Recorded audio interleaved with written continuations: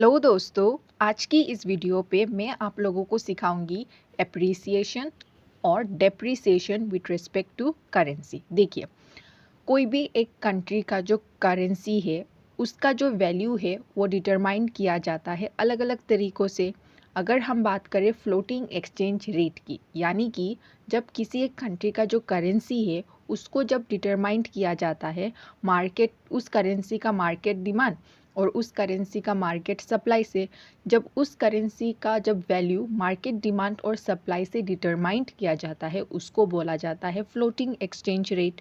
तो उसी के द्वारा जब मार्केट अपने फोर्सेस डिमांड और सप्लाई से जब करेंसी, किसी कंट्री का करेंसी जब डिटरमाइंड किया जाता है, ठीक है, वैल्यू निकाला जाता है, तब अगर उस कंट्री का करेंसी ऊपर जाएगा, ठीक है, वैल्यू ऊपर जाएगा, तो हम क्या बोलेंगे?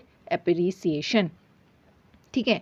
लेकिन डेप्रिसिएशन का मतलब क्या? टोटली इसका अपोजिट, यानी कि जब market forces of demand and supply of currency से जब उसका वैल्यू डिटरमाइंड किया जाएगा, तब अगर एक कंट्री का कंपैरिजन से दूसरे कंट्री, मतलब कंट्री जिसका पैसा डिटरमाइन किया जा रहा है उसका अगर वैल्यू नीचे आ जाए in comparison to other country, उसको बोलेंगे डेप्रिसिएशन।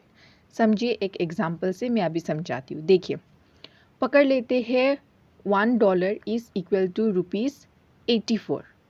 ठीक है, 84।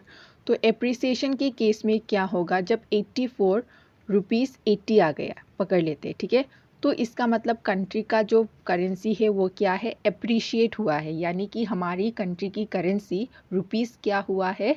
उसका वैल्यू बढ़ा है, 84 से 80 में आ गया है इन कंपैरिजन टू $1। ठीक है, तो उसको हम क्या बोलेंगे? एप्रिसिएशन। क्लियर? अगर मैं बात करूँ डेप्रिसिएशन की, तो देखिए, वही सेम एग्जांपल लेती हूँ। $1 इज़ इक्वल टू रुपीज़, जो आगे मैंने बोला था 84 है ना, अभी पकड़ लेते हैं कि मान लेते हैं कि $1 इज़ इक्वल टू ₹80। ठीक है, इस 80 से जब हमारी कंट्री की करेंसी ₹84 हो जाएगा, $1 इज़ इक्वल टू 80 से ₹84 हो जाएगा, तो क्या हो जाएगा? डेप्रिसिएशन। ठीक है, होप आपको ये कॉन्सेप्ट समझ में आया है।